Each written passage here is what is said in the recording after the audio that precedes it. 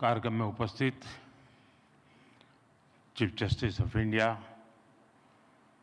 D.Y.. Chandrachud ji, justice Shri Sanjiv Khanna ji, justice B R. Gavai ji, देश के कानून मंत्री Arjun Ram Meghwal ji, attorney general R. Venkataramani ji, supreme court bar council के अध्यक्ष श्रीमान Kapil Sibal ji, bar council of India के अध्यक्ष भाई मनन कुमार मिश्रा जी, सुप्रीम कोर्ट के सभी जजेस,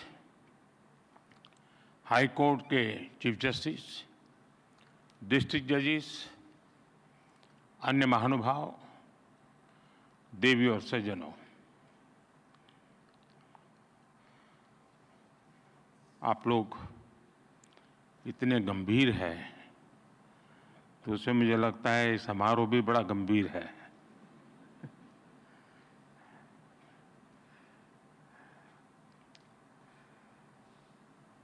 कुछ ही दिन पहले मैं राजस्थान हाई कोर्ट के प्लेटिनम जुबिली सेरेमनी में गया था और आज सुप्रीम कोर्ट के 75 वर्षों की यात्रा के उपलक्ष्य में जिला न्यायपालिका का राष्ट्रीय सम्मेलन हो रहा है। सुप्रीम कोर्ट के 75 वर्ष ये केवल एक संस्था की यात्रा नहीं है, ये यात्रा है भारत के संविधान और संवैधानिक मूल्यों की। ये यात्रा है एक लोकतंत्र के रूप में भारत के और परिपक्व होने की। और इस यात्रा में हमारे संविधान निर्माताओं का, न्यायपालिका के अनेकों मनीषियों तक का योगदान बहुत महत्वपूर्ण रहा है। इसमें पीढ़ी दर पीढ़ी उन करोड़ों देशवासियों का भी योगदान है जिन्होंने हर परिस्थिति में न्यायपालिका पर अपना भरोसा अडिग रखा है।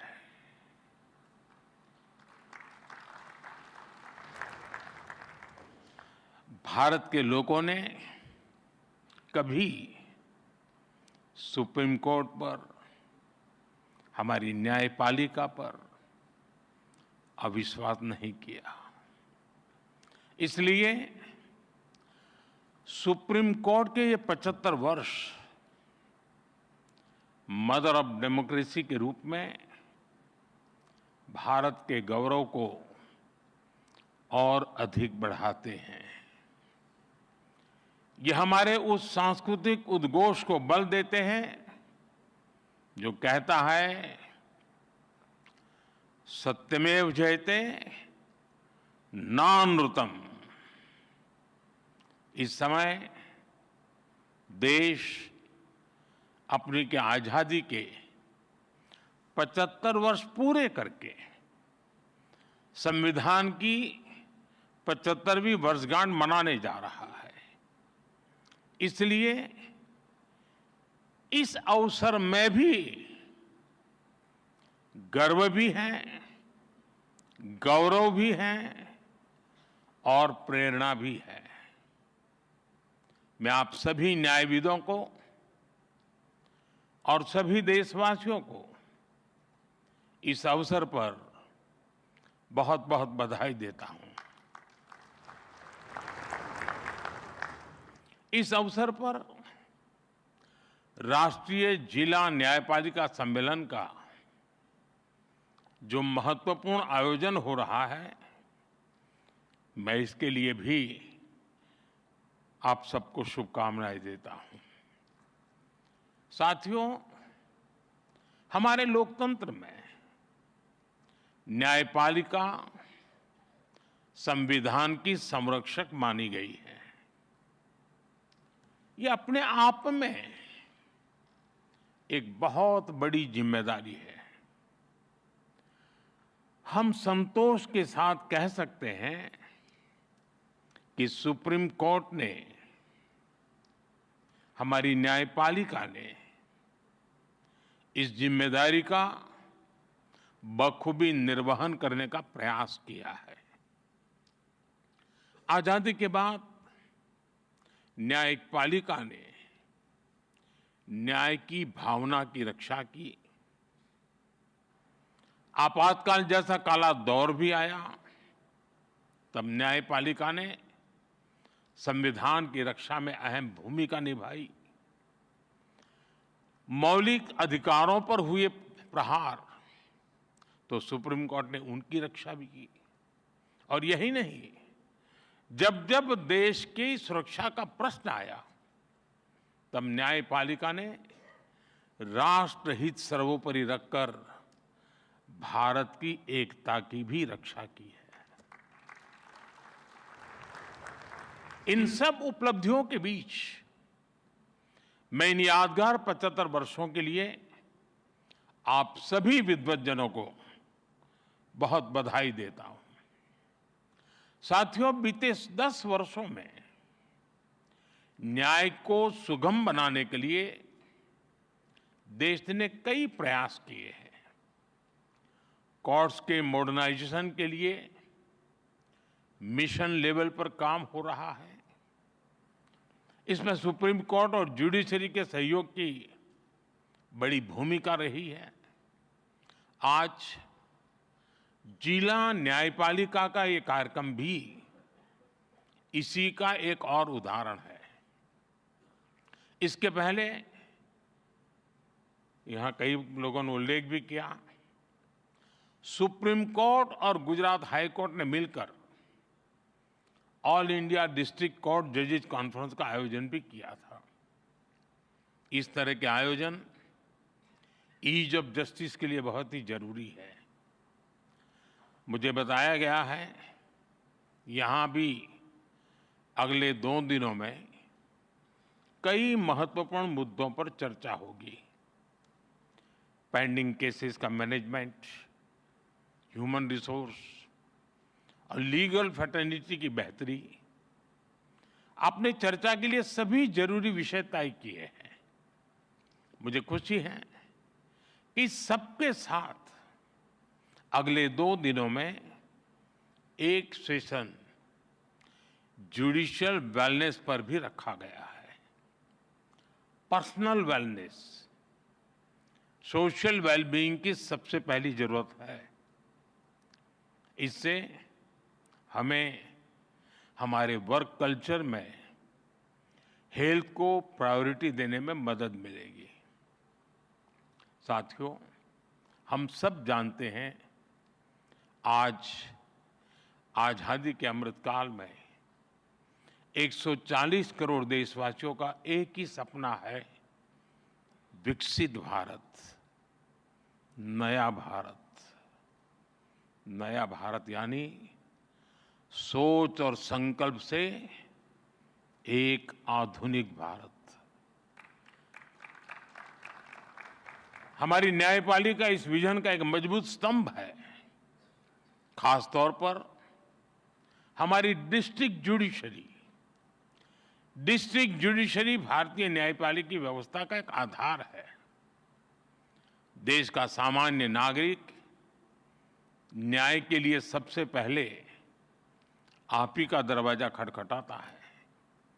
इसलिए ये न्याय का प्रथम केंद्र है, ये पहली सीढ़ी है। हर तरह से सक्षम और आधुनिक हो, ये देश की प्राथमिकता है। मुझे विश्वास है ये राष्ट्रीय सम्मेलन, इसमें हुए विमर्श देश की अपेक्षाओं को पूरा करने में मदद करेंगे। साथियों, किसी भी देश में विकास का अगर कोई सबसे सार्थक पैरामीटर है तो वो है सामान्य मानवीय का जीवन स्तर। सामान्य मानवीय का जीवन स्तर उसकी ईज ऑफ लिविंग से तय होता है।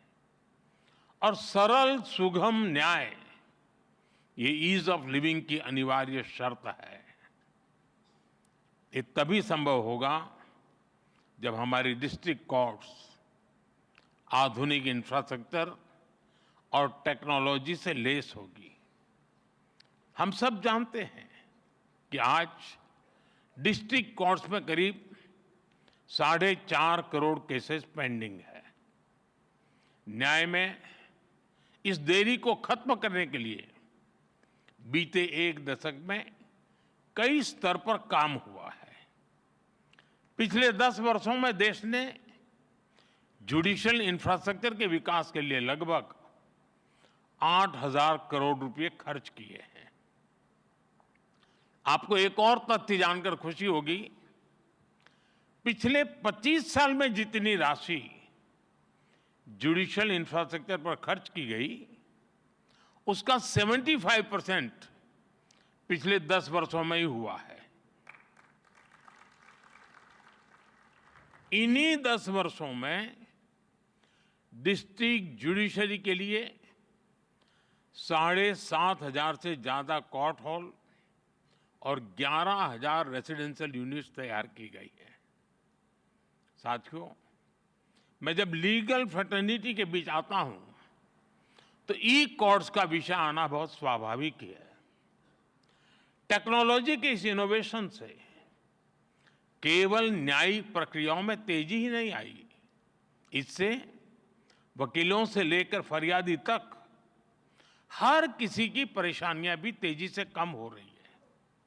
आज देश में अदालतों का डिजिटाइजेशन किया जा रहा है और जैसा कि मैंने कहा, इन सभी प्रयासों में सुप्रीम कोर्ट की ई कमेटी अहम भूमिका निभा रही है। साथियों, पिछले वर्ष ई कोर्ट्स प्रोजेक्ट के तीसरे फेज को भी स्वीकृति मिली है। हम एक यूनिफाइड टेक्नोलॉजी प्लेटफॉर्म तैयार करने की दिशा में आगे बढ़ रहे हैं। इसके तहत artificial intelligence, optical character recognition जैसी उभरती हुई टेक्नोलॉजी का इस्तेमाल होगा। हम पेंडिंग केसेस का एनालिसिस कर सकेंगे, भविष्य के मुकदमों का भी अनुमान लगा सकेंगे। पुलिस, फॉरेंसिक, जेल और कोर्ट टेक्नोलॉजी इनको इंटीग्रेट भी करेगी और इनके काम को स्पीड अप भी करेगी। हम ऐसी न्याय व्यवस्था की ओर बढ़ रहे हैं जो पूरी तरह से फ्यूचर रेडी हो गई। साथियों, आप जानते हैं, बड़े बदलाव में इंफ्रास्ट्रक्चर और टेक्नोलॉजी के साथ ही नियमों, नीतियां और नीयत की भी भूमिका होती है। इसलिए आजादी के 7 दशक बाद देश ने पहली बार हमारे कानूनी ढांचे में इतने बड़े और अहम बदलाव किए हैं। भारतीय न्याय संहिता के रूप में हमें नया भारतीय न्याय विधान मिला है। इन कानूनों की भावना है citizen first, dignity first and justice first. हमारे क्रिमिनल लॉज शासक और गुलाम वाली कॉलोनियल सोच से आजाद हुए हैं। सेडिशन जैसे अंग्रेजी कानूनों को खत्म किया गया है। न्याय संहिता की सोच नागरिकों को सजा देगा, यही एकमात्र नहीं है, लेकिन नागरिकों को सुरक्षा देना भी है।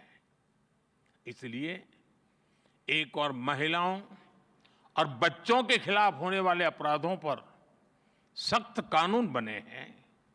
दूसरी ओर पहली बार मामूली अपराधों में सजा के तौर पर कम्युनिटी सर्विस का प्रावधान किया गया है। भारतीय साक्ष्य अधिनियम के तहत सबूत के तौर पर इलेक्ट्रॉनिक और डिजिटल रिकॉर्ड को भी मान्यता मिली है। भारतीय नागरिक सुरक्षा संहिता के तहत इलेक्ट्रॉनिक मोड में समन भेजने की व्यवस्था बनाई गई है। इससे न्यायपालिका पर पेंडिंग केसेस का बोझ भी कम होगा। मेरा आग्रह होगा सुप्रीम कोर्ट के मार्गदर्शन में डिस्ट्रिक्ट जुडिशरी को इस नई व्यवस्था में ट्रेन करने के लिए नए इनिशिएटिव्स भी जरूरी है। हमारे जजेस और वकील साथी भी इस अभियान का हिस्सा बन सकते हैं। जनता भी इस नई व्यवस्था से परिचित हो, इसमें भी हमारे वकील और बार एसोसिएशन का अहम रोल है। साथियों, मैं देश और समाज के एक और ज्वलंत विषय को आपके समक्ष उठाना चाहता हूं। आज महिलाओं के खिलाफ अत्याचार, बच्चों की सुरक्षा समाज की एक गंभीर चिंता है। देश में महिलाओं की सुरक्षा के लिए कई कठोर कानून बने हैं। 2019 में सरकार ने फास्ट ट्रैक स्पेशल कोर्ट की स्थापना की योजना बनाई थी। इसके तहत अहम गवाहों के लिए डिपोजिशन सेंटर्स का प्रावधान है। इसमें भी डिस्ट्रिक्ट मॉनिटरिंग कमेटीज की भूमिका महत्वपूर्ण हो सकती है। इस कमेटी में डिस्ट्रिक्ट जज, डीएम और एसपी भी शामिल होते हैं। क्रिमिनल जस्टिस सिस्टम के विभिन्न पहलुओं के बीच समन्वय बनाने में उनकी भूमिका अहम होती है। हमें इन कमेटियों को और अधिक सक्रिय करने की जरूरत है। महिला अत्याचार से जुड़े मामलों में जितनी तेजी से फैसले आएंगे, आधी आबादी को सुरक्षा का उतना ही बड़ा भरोसा मिलेगा। साथियों, मुझे विश्वास है कि यहाँ जो विमर्श होगा उससे देश के लिए बहुमूल्य समाधान निकलेंगे। जस्टिस टू ऑल का रास्ता मजबूत होगा। मैं एक बार फिर आप सबको इस पवित्र समारोह और समागम और चिंतन मनन में जरूर अमृत निकलेगा, इस आशा के साथ अनेक अनेक शुभकामनाएं देता हूं। बहुत बहुत धन्यवाद।